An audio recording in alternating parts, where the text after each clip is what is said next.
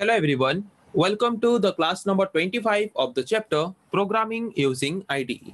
तो आज हम पढ़ेंगे और एक तरह के जावा स्विंग कंपोनेंट के बारे में जिसका नाम है जे पैनल। तो जे पैनल स्विंग कंपोनेंट क्या है और इसको हम क्यों यूज करते हैं, आज उसके बारे में हम डिस्कस करेंगे। ओके, तो जैसे कि हमने लास्ट कुछ क्लासेस में पढ़ा था जे फ्रेम के बारे में, तो जे फ्रेम एक कंटेनर कंपोनेंट है या फिर कंटेनर कंट्रोल है जिसको हम यूज करते हैं जीयूआई एप्लीकेशन डेवलप करने के लिए।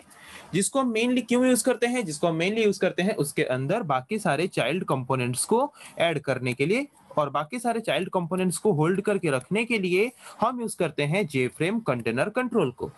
ओके, तो जे पैनल भी एक तरह का कंटेनर कंट्रोल है जिसको हम यूज करते हैं जे फ्रेम में।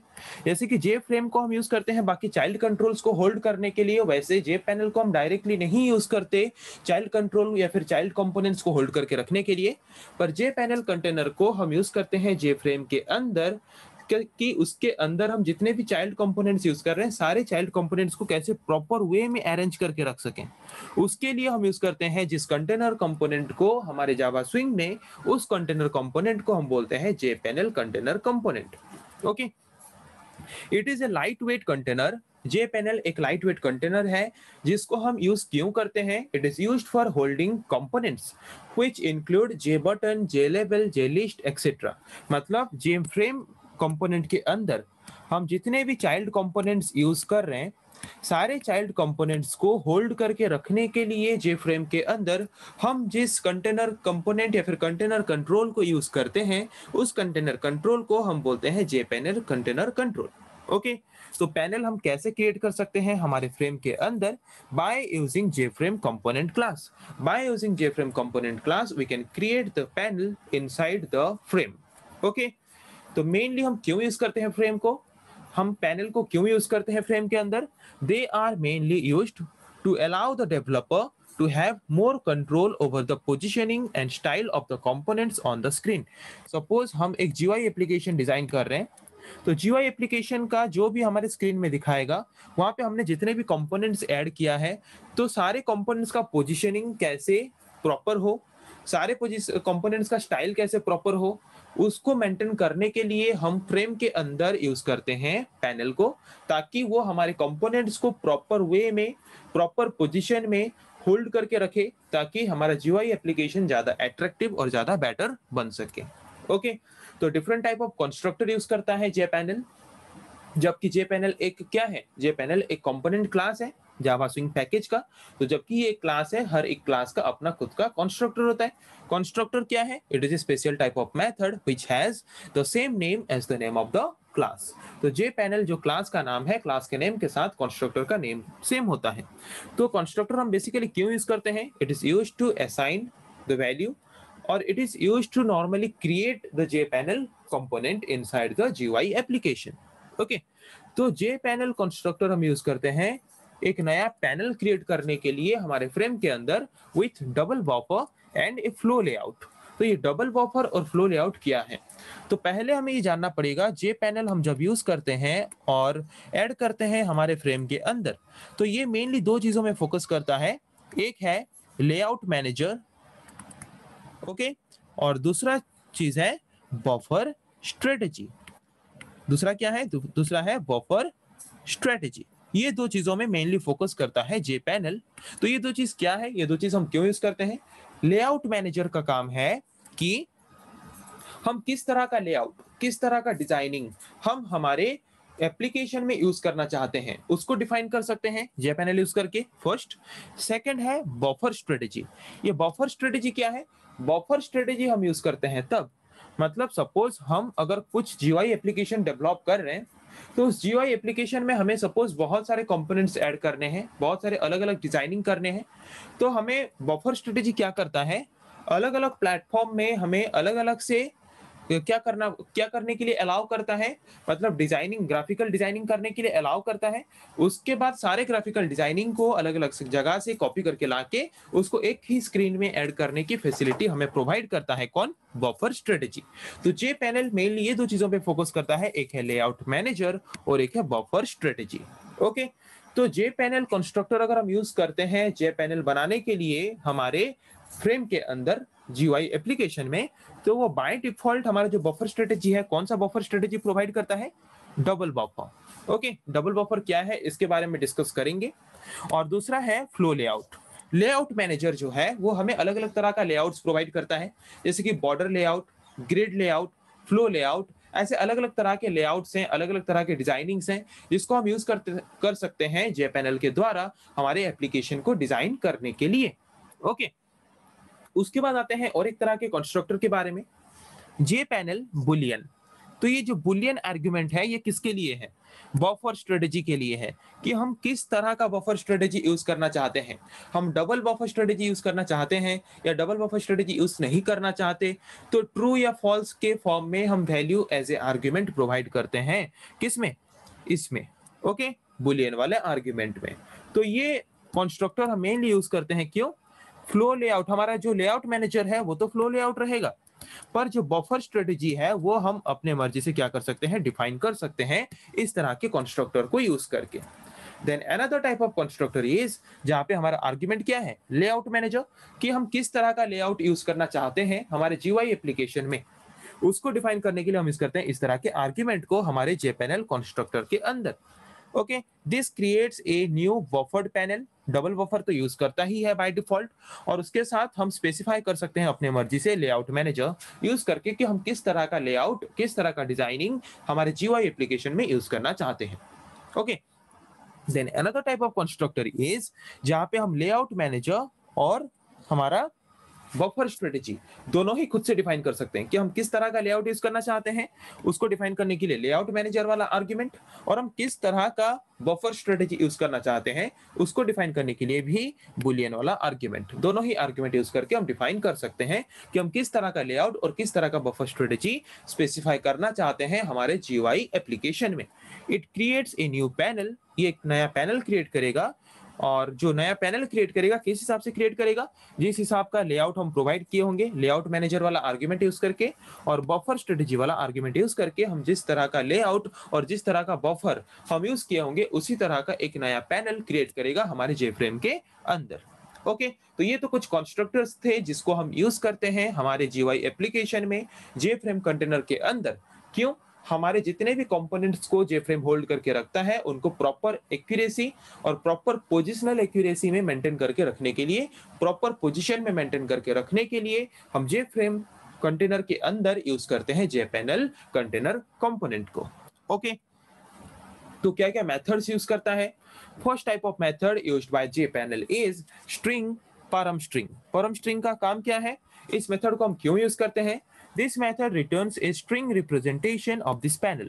मतलब सपोज हमने एक पैनल लिया है, तो उस पैनल में जितने भी कंपोनेंट्स को उसने होल्ड करके रखा है वो सारे कंपोनेंट्स के वैल्यूज को स्ट्रिंग के फॉर्म में रिप्रेजेंट करने के लिए हम यूज करते हैं जिस मेथड को, और उसी मेथड को हम बोलते हैं परम स्ट्रिंग मेथड। तो ये स्ट्रिंग फॉर्म में क्यों रिप्रेजेंट करता है? मेनली इसको स्ट्रिंग फॉर्म में रिप्रेजेंट करता है डिबगिंग करने के लिए।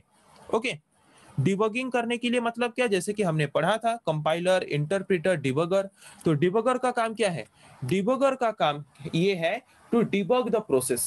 मतलब कोई भी प्रोग्राम अगर हम कर रहे हैं तो वो प्रोग्राम प्रॉपर्ली काम कर रहा है कि नहीं, प्रॉपर्ली एग्जीक्यूशन हो रहा है कि नहीं, उसके हर एक स्टेप को एक एक करके एग्जीक्यूट करके देखने के लिए हम जिस प्रोसेस को यूज करते हैं उस प्रोसेस को हम बोलते हैं डिबगिंग।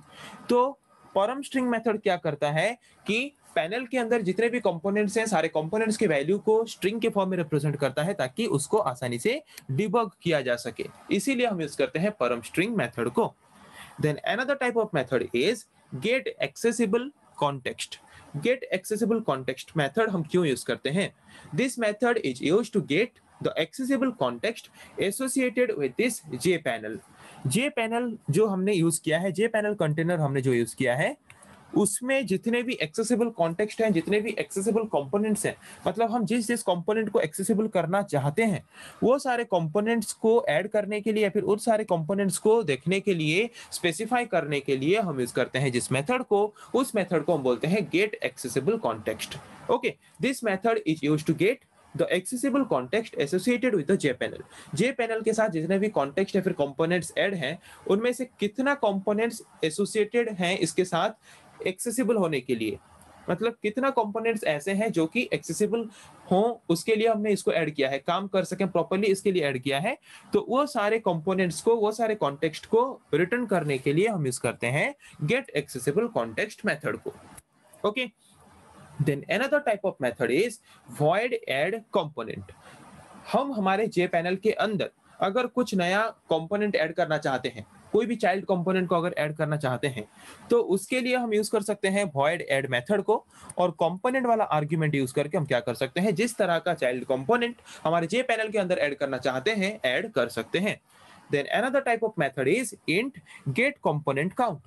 मतलब हमने जो जे पैनल लिया है जे फ्रेम के अंदर, उस जे पैनल के अंदर हमने कितना चाइल्ड कंपोनेंट ऐड किया है, उसको काउंट करने के लिए, काउंट करके उसके वैल्यू रिटर्न करने के लिए हम यूज करते हैं गेट कंपोनेंट काउंट मेथड को।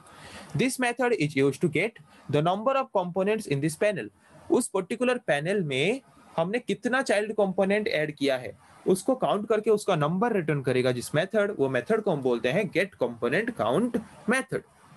Another type of method used by jpanel is void remove component। मतलब एक पर्टिकुलर पैनल है, उस पैनल के अंदर मल्टीपल नंबर ऑफ कंपोनेंट्स हमने यूज किया है, तो उसमें से कोई भी कंपोनेंट को अगर हम रिमूव करना चाहते हैं, तो उस कंपोनेंट को रिमूव करने के लिए हम जिस मेथड को यूज करते हैं, उस मेथड को बोलते हैं void remove मेथड, जहां पे हम कंपोनेंट्स को आर्गुमेंट के हिसाब से लेते हैं, जिस कंपोनेंट को, जिस चाइल्ड कंपोनेंट को हम रिमूव करना चाहते हैं। ओके, तो अभी इसको देखते हैं ओपन करके। तो अब तक हमने पढ़ा कि जे पैनल क्या है। ये एक कंटेनर है, कंटेनर कंट्रोल है, जिसको हम यूज करते हैं मेनली जे फ्रेम के अंदर। क्यों यूज करते हैं? जे फ्रेम जितने भी चाइल्ड कंपोनेंट को होल्ड करके रखता है, सारे चाइल्ड कंपोनेंट को, सारे चाइल्ड कंट्रोल्स को कैसे प्रॉपर पोजीशन में मेंटेन करके रखा जा सके, उसके लिए हम यूज करते हैं जे पैनल कंटेनर को जे फ्रेम के अंदर। जे फ्रेम के अंदर हम मोर देन वन जे पैनल कंटेनर यूज कर सकते हैं हमारे कंपोनेंट्स को प्रॉपर पोजीशन में, प्रॉपर एक्यूरेट पोजीशन में होल्ड करके रखने के लिए, मेंटेन करके रखने के लिए। ओके, तो जे पैनल मेनली दो चीजों पे फोकस करता है। फर्स्ट चीज है हमारा कि लेआउट मैनेजर, कि किस तरह का लेआउट मैनेजर हमें प्रोवाइड करता है different type of layouts, different type of designing, कि हम किस तरह का डिजाइनिंग यूज करना चाहते हैं हमारे पैनल्स को रिप्रेजेंट करने के लिए। दूसरा यूज करता है बफर स्ट्रेटेजी, कि हम किस तरह का बफर स्ट्रेटेजी यूज करना चाहते हैं।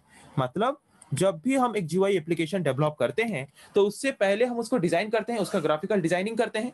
तो ग्राफिकल डिजाइनिंग करने के लिए हम किस तरह का स्ट्रेटेजी यूज करना चाहते हैं, उसको डिफाइन करने के लिए हम यूज करते हैं बफर स्ट्रेटेजी को। तो बफर स्ट्रेटेजी का सबसे इंपॉर्टेंट स्ट्रेटेजी है डबल बफरिंग वाला स्ट्रेटेजी। तो ये डबल बफरिंग क्या है? It is a process of drawing graphics into an off-screen image buffer and then copying the content of the buffer to the screen all at once। तो double buffering हमें क्या facility provide करता है कि पहले जावा swing जो है by default हमेशा वो हमारा डबल बफरिंग वाला प्रोसेस ही यूज करता है। डबल बफरिंग मतलब क्या? कि हमें वो एक डिजाइन एरिया प्रोवाइड करता है जहां पे हम क्या करते हैं, जो भी ग्राफिकल कंपोनेंट ऐड करके हमें जो ग्राफिकल एप्लीकेशन डिजाइन करना है उसको डिजाइन करते हैं। डिजाइन करने के बाद उसको फिर हम ऐड कर लेते हैं हमारे स्क्रीन में, और उसको जाके फिर हम क्या करते हैं, जीयूआई एप्लीकेशन में डेवलप करने के लिए यूज करते हैं। ओके, डबल बफरिंग हमें ऐसा एक प्लेटफॉर्म प्रोवाइड करता है जहां पे हम एक ओरिजिनल जीयूआई एप्लीकेशन को इंप्लीमेंट करने से पहले, उसको पहले डिजाइन करने के लिए वो हमें एक अलग से प्लेटफॉर्म प्रोवाइड करता है। वहां पे हम डिजाइन करने के बाद उसको फिर हम क्या करते हैं, हमारे ओरिजिनल स्क्रीन में लाके उसको कॉपी कर लेते हैं, और कॉपी करने के बाद उसको हम जीयूआई एप्लीकेशन डेवलपमेंट में क्या कर सकते हैं, यूज कर सकते हैं। Okay, Java Swing automatically support double buffering for all of its component। Java Swing क्या करता है, ऑटोमेटिकली डबल बफरिंग कंपोनेंट को यूज करता है। मतलब डबल बफरिंग मतलब वो हमें पहले एक डिजाइन एरिया प्रोवाइड करता है जहां पे हम डिजाइन करते हैं, उसको प्रीव्यू करके देखते हैं, तब जाके अगर हमें लगता है कि हाँ अब हमारा डिजाइनिंग सही है, तब जाके हम क्या करते हैं, इसको कॉपी करके हमारे ओरिजिनल कंटेंट में इसको ऐड कर देते हैं, और तब जाके जीयूआई एप्लीकेशन हमारा डिजाइनिंग हो जाता है। ओके, मतलब पहले हमें एक प्लेटफॉर्म प्रोवाइड करते हैं, हम इसको पहले डिजाइनिंग करें, अगर हमें डिजाइनिंग फिर सही लगा, हाँ हमारा डिजाइनिंग सही है, फिर इसको कॉपी करके हमारे ओरिजिनल जीयूआई एप्लीकेशन में क्या कर सकते हैं, इसको हम ऐड कर सकते हैं। इसको बोलते हैं डबल बफरिंग प्रोसेस। ओके, तो अभी हम ओपन करते हैं पहले NetBeans IDE. NetBeans IDE on करके नेटबीन्स आईडीई में फिर हम देखते हैं जे पैनल को। ओके,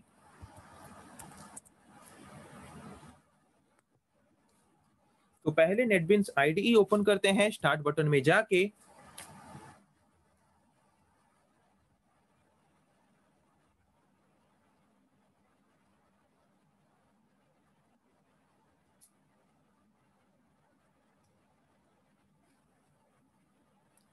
तो नेटबीन्स आईडीई यहाँ पे ओपन हो गया है। तो कोई भी एक प्रोजेक्ट ओपन करते हैं।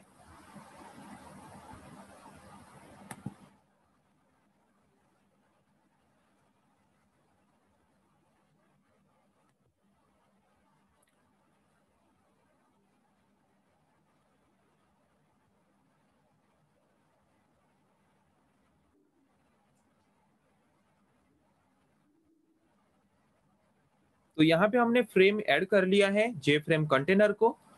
ओके, तो जे फ्रेम कंटेनर के अंदर हम ऐड कर सकते हैं पैनल को। तो यहाँ से पैनल को हमें लाके क्या करना है, ऐड करना है। तो पैनल को हम जितने भी एरिया में रखना चाहते हैं उतने एरिया में रख सकते हैं। मतलब जैसे कि आप अपने सपोज आप कुछ जीयूआई एप्लीकेशन डेवलप कर रहे हो, तो वहां पे आप चाहते हो कि आपके जितने भी कंपोनेंट्स हैं अलग अलग पार्ट्स में अलग अलग से प्रॉपर पोजीशन में दिखाई दें। तो उसके लिए हम यूज कर सकते हैं पैनल को। More than one panel can be used inside the more than one panels can be used inside a particular frame। एक फ्रेम के अंदर हम multiple number of J panel क्या कर सकते हैं, यूज कर सकते हैं। ओके, तो यहाँ पे जैसे कि मैंने 2 ठो पैनल यूज किया। तो फर्स्ट पैनल का बैकग्राउंड कलर चेंज करके कुछ अलग रख लेते हैं, ग्रीन रख लिया मैंने। और दूसरा पैनल यहाँ पे है, उसका भी कलर हम चेंज कर लेते हैं।